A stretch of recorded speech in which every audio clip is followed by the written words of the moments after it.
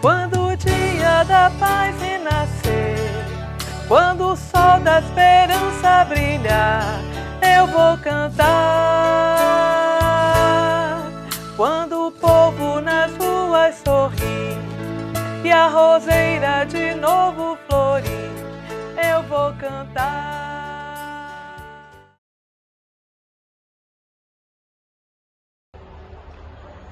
Graça e paz, meus irmãos e minhas irmãs. Nossa saudação a todos que estão nos assistindo, a toda a classe Santuário, a toda a classe da Mangueira e a todas e todos da Igreja Batista Nazaré. Eu gostaria de ler um texto de Salmos 126. Esse texto de Salmos, ele vai falar sobre o regresso do povo hebreu do cativeiro babilônico. E antes de ler esse texto, eu gostaria que vocês pudessem ver a semelhança, por analogia, como é semelhante, né, a história desse povo hebreu com os povos africanos que foram levados forçosamente pelos conquistadores e opressores. E por outro lado, como a gente está encerrando aí o último domingo do mês e com o advento, a gente pode ver que há também nesse processo a esperança daquele que há de vir, que é o Salvador, o Redentor, o Libertador, né, que é tão importante. Então, meus irmãos e minhas irmãs, eu espero que vocês consigam ver nesse salmo que será lido os africanos escravizados aqui no Brasil. Vamos ler? Diz assim: quando o Senhor Deus nos trouxe de volta para Jerusalém, parecia que estávamos sonhando. Rimos e cantamos de alegria. Ó Senhor, fazes com que prosperemos de novo, assim como a chuva enche de novo o leito seco dos rios. Que aqueles que semeiam chorando façam a colheita com alegria. Aqueles que saírem chorando, levando a semente para semear, voltem cantando cheios de alegria, trazendo nos braços o feixe da colheita. Meus irmãos e minhas irmãs, hoje é o último domingo do nosso mês de novembro, o Novembro Negro, e durante todo esse mês, nossa classe Santuário, ela tratou sobre a origem da escravatura no Brasil, com a participação do professor Paulo Torres, fazendo de própria autoria com o título Remanescentes de Quilombo. Tivemos também durante esse mês a participação nas mensagens do professor Romilson, da pastora Gisele Cruz, né, da Val Moraes, né, e todos eles trouxeram para nós, né, raios de esperança, né, na certeza de que é preciso sonhar, pois um dia a paz vai renascer. E quando as cercas caírem no chão e sarar as chagas do racismo, vai ser bonito de viver neste país, tão rico em diversidade, né, e também tão diverso em cores de pele, textura de cabelo, tão diverso na religiosidade, na sexualidade e no modo de falar, né? E quando os muros caírem no chão deste país tão desigual, vai ser bonito de se ouvir a canção, brotada nos caminhos do respeito, do amor, cantando juntos numa mesma roda. Um dia, a paz vai renascer para todos nós, e no tempo da eterna justiça, pois somos todos um em Cristo Jesus. Amém.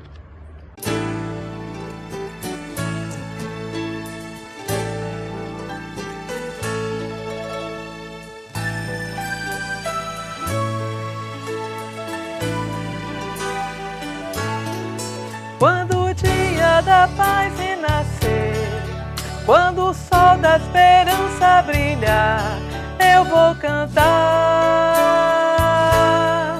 Quando o povo nas ruas sorrir e a roseira de novo florir, eu vou cantar. Quando as cercas caírem no chão, quando as mesas se encherem de pão, eu vou cantar. Quando os muros que cercam o jardim, destruídos, então os jazmins vão perfumar. Vai ser tão bonito se ouvir a canção, cantar. cantada de novo. No olhar do homem a certeza do irmão, reinado do povo. Vai ser tão bonito se ouvir a canção, cantada de novo. No olhar da gente a certeza do irmão, reinado do povo.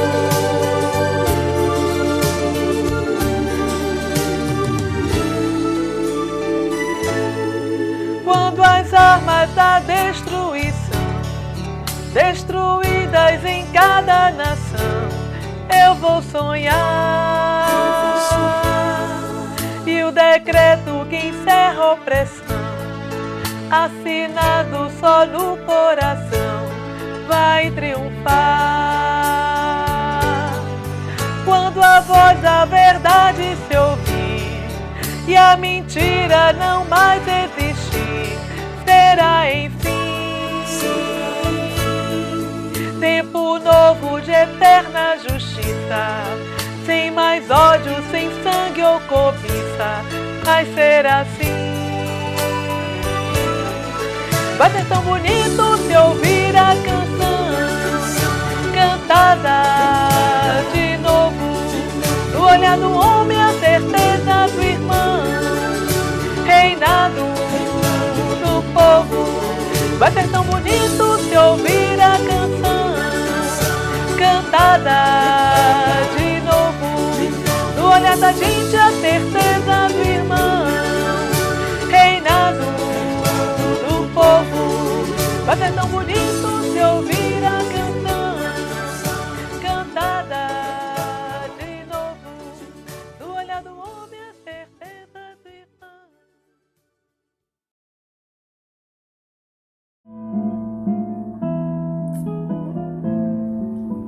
Bom dia, minha gente. Nos últimos 3 domingos, começamos com vocês sobre remanescente de quilombos, escravatura, lutas territoriais e racismo institucional. Hoje concluímos nossas conversas e eu queria então fazer uma espécie de síntese, né, do que nós conversamos nesses 3 domingos, para que a gente possa então concluir os nossos trabalhos hoje. Vocês se lembram que nós falamos sobre no início da escravatura, como isso vai acontecendo, né, como o processo de naturalização da escravatura vai acontecendo, como a partir da Idade Média, né, essa escravatura vai tomando uma outra tonalidade, ou seja, vai assumindo a cor da pele, né, a escravatura passa a não ser apenas de soldados que perderam as guerras, ou de dominação, ou de guerras de conquistas, mas também, ou sobretudo, assume um caráter racista a partir da cor da pele. E é nesse momento, então, que, sobretudo, o continente africano é invadido por colonizadores, sobretudo também portugueses e espanhóis, europeus de uma maneira geral, né, que vão, então, invadindo o território africano, todo o continente africano, e de lá, então, escravizando pessoas. E vocês se lembram também que nós falamos aqui, né, que há números que chegam a mais de 12 milhões de escravizados africanos durante o período colonial brasileiro e americano, né, e que o Brasil foi um dos principais, ou talvez o principal importador dessa mão de obra escrava, né, com mais de 4 milhões de pessoas durante o período de escravatura que aqui aconteceu. Mas nós vimos também, né, que muitas vezes, né, ou na maioria das vezes, essa escravatura nunca foi uma coisa silenciosa, silenciada, né, e aceita pelo escravizado. Sempre houve lutas, resistências, sempre houve todas as formas de dizer não ao Senhor, né, aos seus feitores, à escravatura, enfim. Então nós vimos que o processo de escravização também resultou num processo de resistência e de luta contra essa escravidão.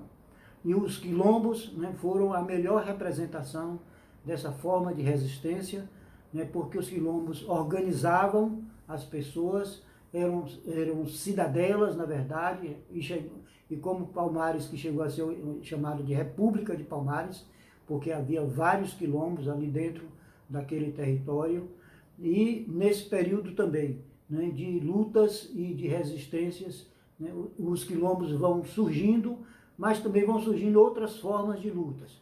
E alguns autores, né, como Clóvis Moura e Abdias Nascimento, falam inclusive de lutas de guerrilhas, né, já naquele período, né, como uma forma de resistência. E talvez o estado de Sergipe, ou na época a província de Sergipe, tenha sido a melhor demonstração dessas lutas, né, de guerrilhas, né, feitas por escravizados fugidos, né, das respectivas fazendas.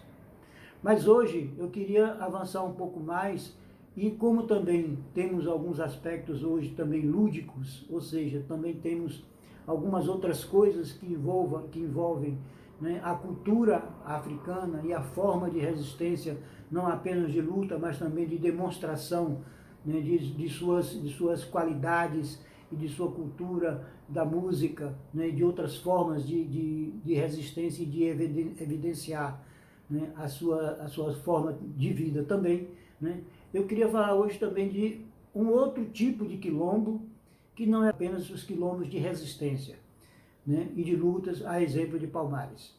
Quer dizer, a historiografia mostra a existência de quilombos denominados de quilombos abolicionistas, ou seja, quilombos que foram constituídos no século XIX, mas não apenas que resultaram de fugas, mas que contavam já num processo onde havia uma espécie de recepção a esses escravos fugidos, né, e que eram aceitos e que eram bem tratados de uma forma diferenciada dos quilombos anteriores e das formas de resistência anteriores.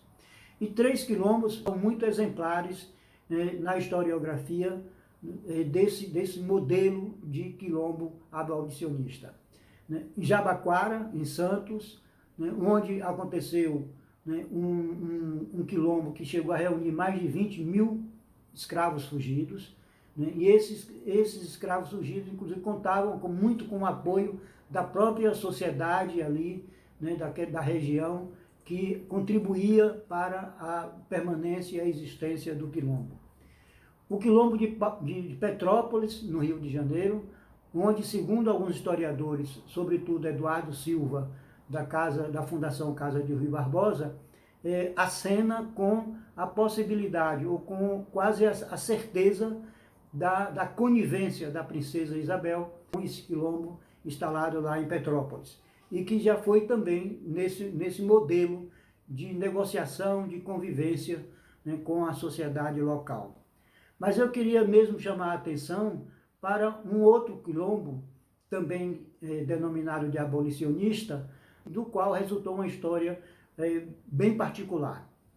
É o quilombo do Leblon, que fica onde hoje se localiza o bairro, né, no Rio de Janeiro, o bairro do Leblon, zona nobre do Rio de Janeiro, mas que no século XIX abrigou esse quilombo.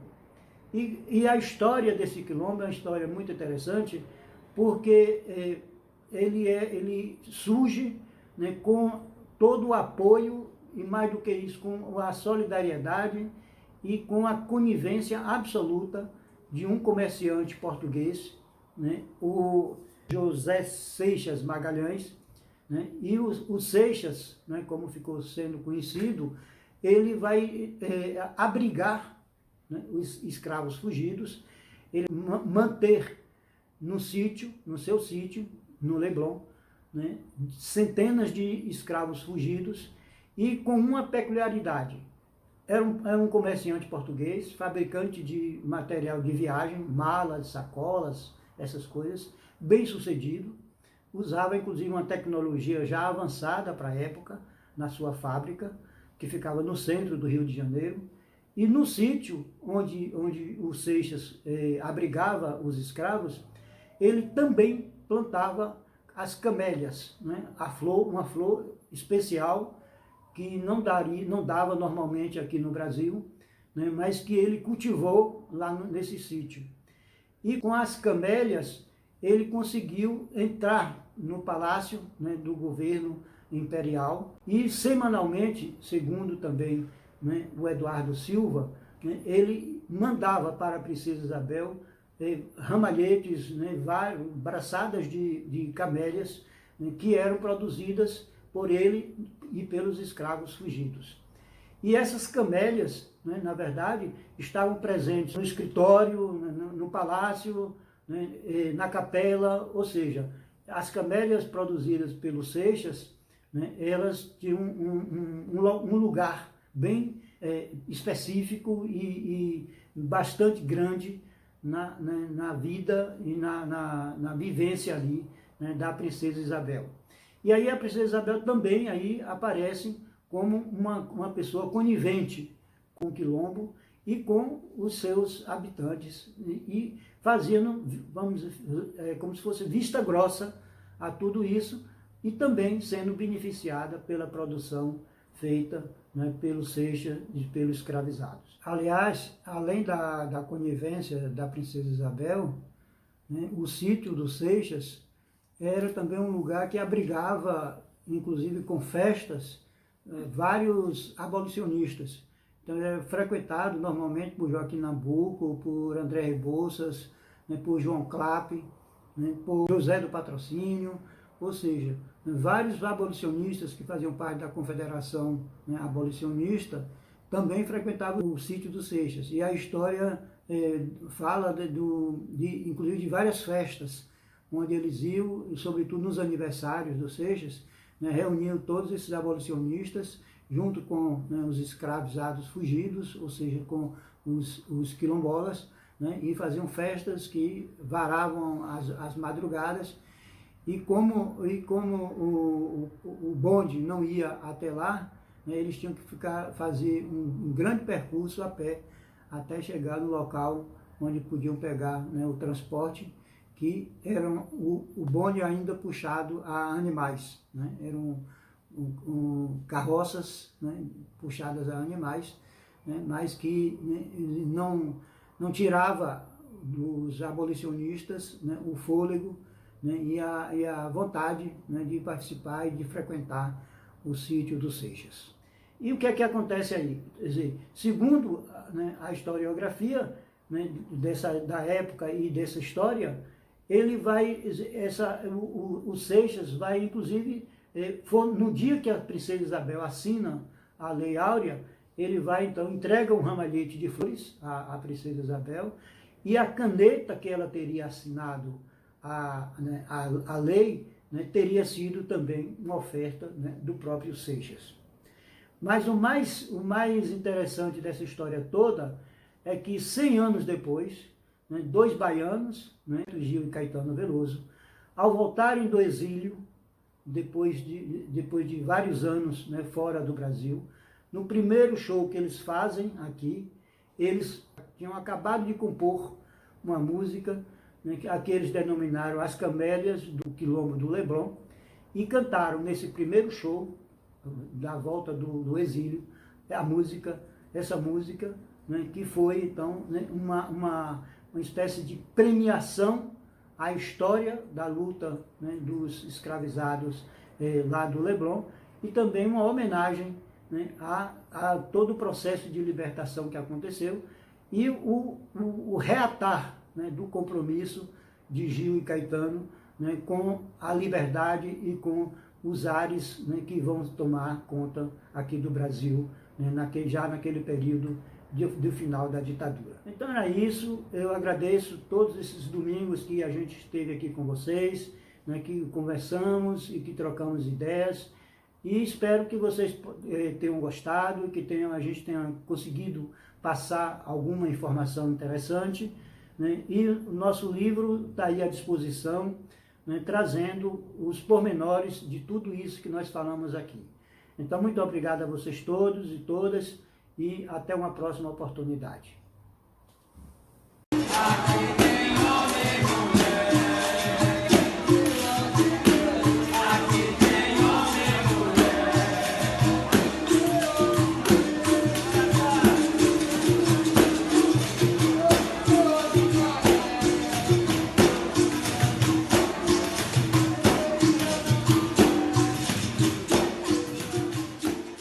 Eu vou chamar pedra rasa, tu vem cá para se apresentar. Laia, laia, laia. Eu digo flor, minha flor, tu vem cá.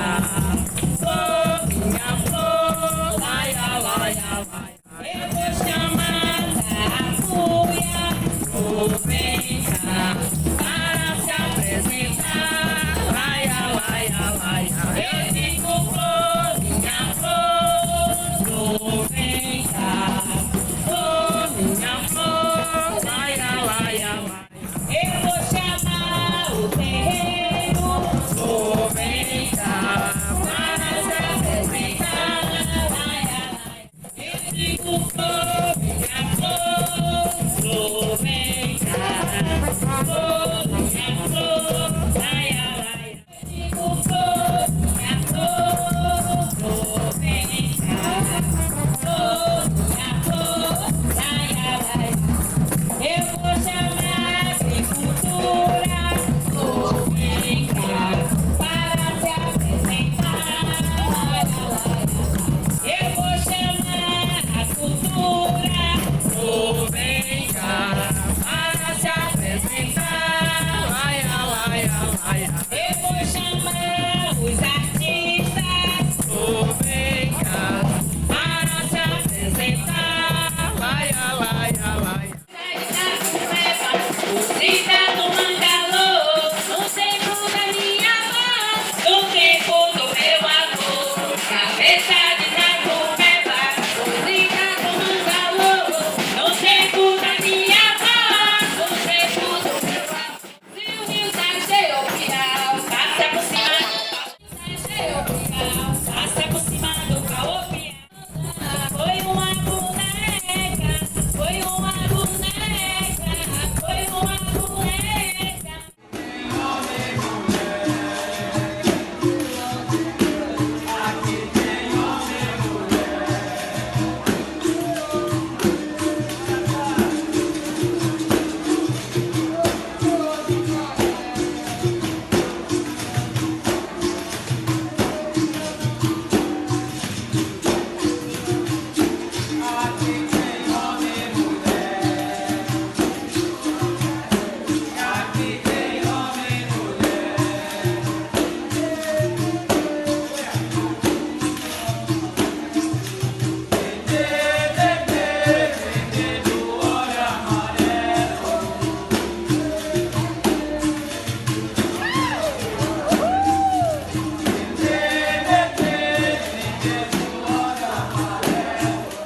E alguns de vocês estudaram esse ano, né? Quem estudou, que hoje, esse ano foi o ano que estudou a história de Camamum, os aspectos históricos, cultural, Itapupeba, cozida no mangalô, no tempo da minha avó, no tempo do meu avô.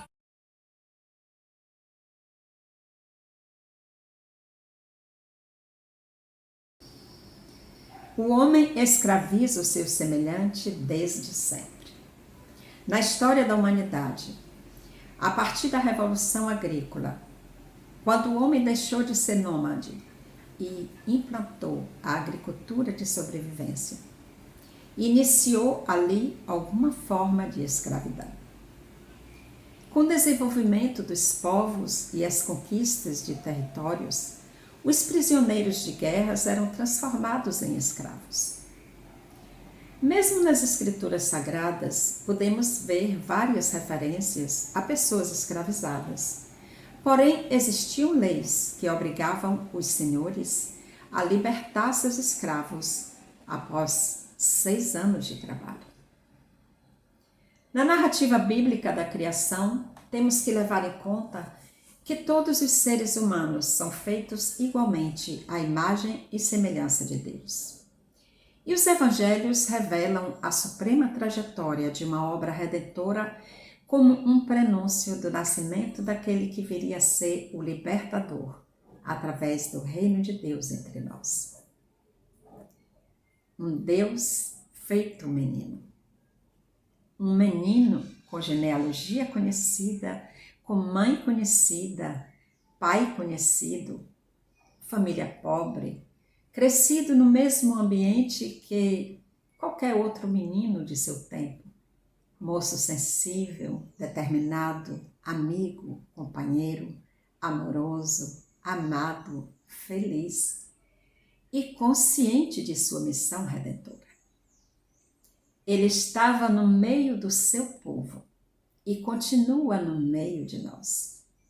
Os sinais estão chegando, é tempo de advento. Este tempo litúrgico nos convida a preparar nossos corações para acolher o mistério da encarnação de um menino Deus. As promessas feitas por Deus através dos profetas estão para realizar-se e a comunidade cristã nasceu desta esperança. O menino vem. É tempo de advento. O advento é também um convite a olhar para o futuro na expectativa da segunda vinda de Jesus Cristo. Mas é, acima de tudo, um tempo de viver uma permanente atitude de escuta e vigilância aos sinais de sua presença entre nós, na face de nosso próximo. Na face do menino que se apresenta nas sinaleiras, nas ruas sem casas, nas casas sem cozinhas, nas cozinhas sem comida. E o menino Jesus que nasce e renasce todos os dias e se mostra para nós e dentro de nós, apontando o caminho da justiça e da esperança. Somos convidados a nos deixar seduzir por este tempo de símbolos e significados, preparando a coroa do advento, na simplicidade das folhas que vigiam e esperam um novo florescer, acendendo uma vela a cada domingo em nossas igrejas, em nossos lares, interagindo com o momento litúrgico, com suas cores e suas luzes a iluminar os vazios de nossos corações.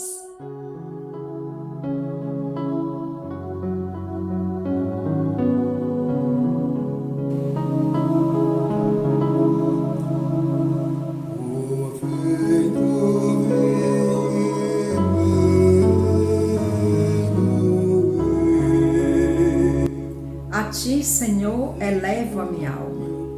Em ti confio, ó meu Deus. Mostra-me, Senhor, os teus caminhos. Ensina-me as tuas veredas. Guia-me com a tua verdade e ensina-me, pois tu és Deus, meu Salvador, e a minha esperança está em ti o tempo todo. A minha esperança está em ti. Que a luz da primeira vela do advento ilumine nossas almas, renovando em nós os corações bordados de verde vida e esperança, e nos inspire a ver o menino Jesus no olhar dos meninos em busca de verde vida, plenitude, saciando fomes, sedes e afetos.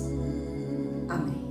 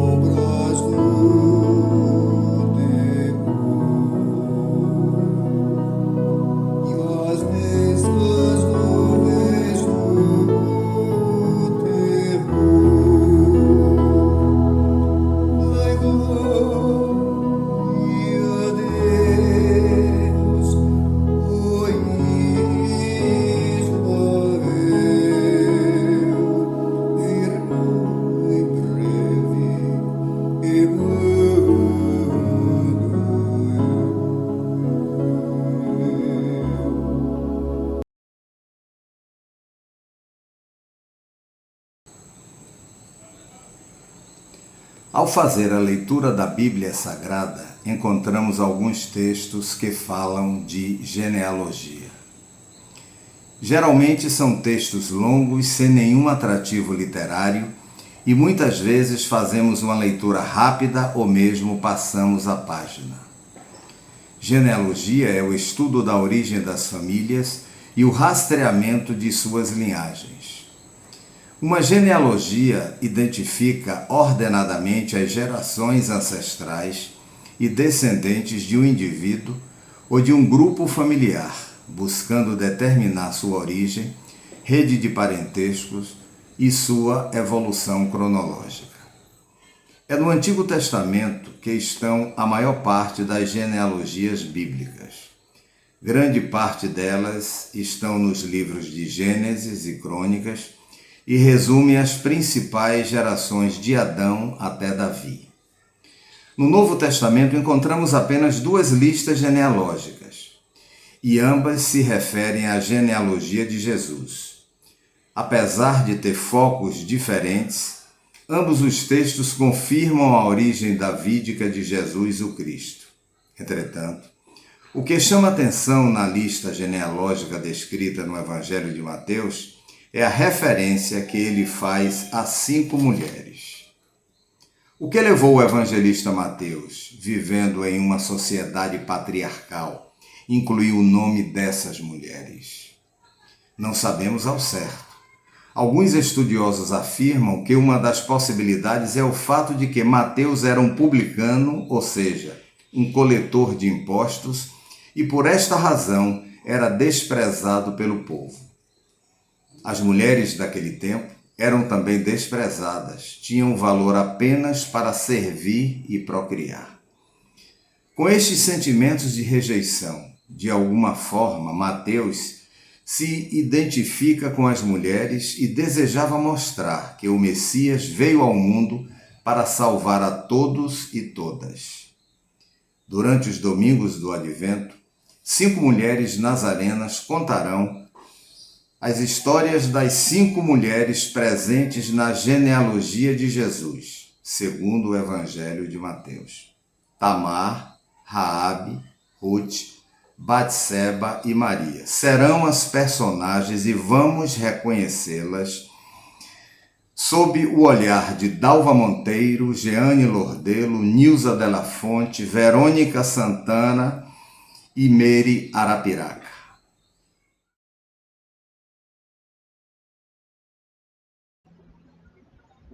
Esta é a história de Tamar e Judá. Em tempos antigos, quando as tribos de Israel eram em número de 12 e cada uma tinha direção de um patriarca, uma delas tinha Judá como seu coordenador, seu líder, seu chefe. Judá era casado com Sua e com ela ele teve 3 filhos, Onã e Selá. Quando ficou adulto, ele lhe trouxe uma mulher chamada Tamar para que se casasse com ele.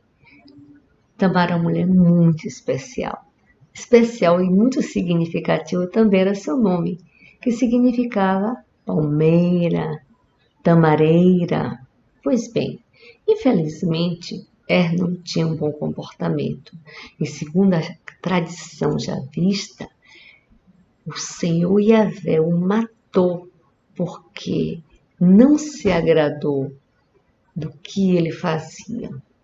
Estando Tamar viúva de o seu primogênito, Judá quis cumprir a lei do levirato e lhe deu Onã para casar. O que aconteceu então é que Onã não gostou de saber que os filhos que ele gerasse em Tamar não seriam seus, seriam filhos de seu irmão falecido. E ele, para que isso não acontecesse, ele praticava o coito interrompido. Cada vez que ele coabitava com Tamar, ele jogava o sêmen na terra. Isso era um abuso sexual. Isso era uma forma injusta de Tamar ser retirada do seu direito de ser a viúva do primogênito, de gerar descendentes do primogênito falecido. Também Yahvé não gostou do comportamento de Onã e lhe tirou a vida. Estando viúva de 2 dos filhos de Judá, e sendo Selá muito jovem ainda para o casamento, Judá disse a ela que ela retornasse para a casa de seus pais e lá ela permanecesse, cumprindo não só os ritos, mas também as vestimentas de viúva, até que Selá estivesse maduro o suficiente para um casamento. Pois bem, Tamar retornou para sua casa e o tempo foi passando. E nesse período, Judá perdeu sua esposa Sua e ficou viúvo. E mais apreensivo ainda ele ficou, porque agora ele só tinha um filho para ser o seu descendente, para dar posteridade a seu patriarcado. Quando o tempo de viuvez, o tempo de luto de Judá cessou, coincidiu com uma grande festa, que era a festa da colheita, a festa da fecundidade. E Tamar soube que Judá estaria nessa festa. E também ela percebeu que seu sogro não estava fazendo o movimento de cumprir a sua promessa. E aí ela pensou, como que ela poderia resolver esse problema que estava ali acontecendo e que a retirava do direito de ser viúva do primogênito, filho de um patriarca. Pois bem, ela retirou sua roupa de luto e substituiu por uma roupa feminina comum, colocou um véu cobrindo o seu rosto e foi se colocar exatamente no lugar onde era obrigatório cruzar, passar para chegar até as festividades. E ela sabia que seu sogro passaria por ali. Estando ela ali esperando, vem chegando Judá e a vê de longe. E ele se sente atraído por aquela mulher que ele entendeu ser uma prostituta. E uma prostituta sacra, uma prostituta de rituais sacros, porque ela estava toda coberta de véus. Ele se achegou para ela e disse: eu quero que você se deite comigo. Então Tamar chegou e disse para ele: o que é que você vai me dar se eu me deitar com você? Ele disse: eu lhe dou um cabrito. Ela disse: um cabrito? E ele disse: sim, agora eu não posso lhe dar, mas eu lhe prometo que mandarei por um amigo para que ele lhe entregue esse cabrito. Aí ela lhe perguntou: eu preciso de um penhor. Ele disse: um penhor? Ela disse: sim, um penhor, e quando eu receber o cabrito eu lhe devolvo.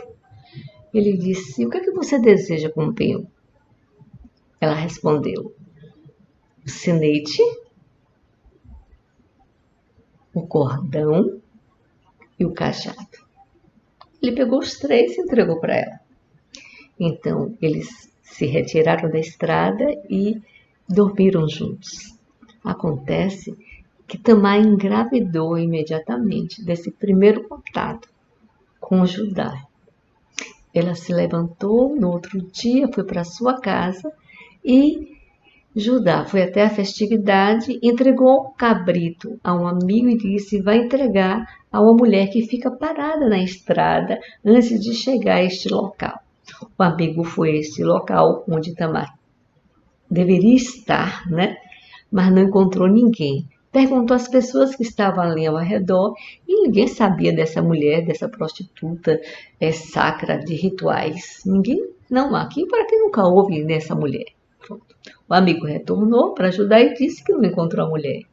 E ele disse: eu tentei pagar aquilo que havia prometido. Então, deixe com ela então o penhor.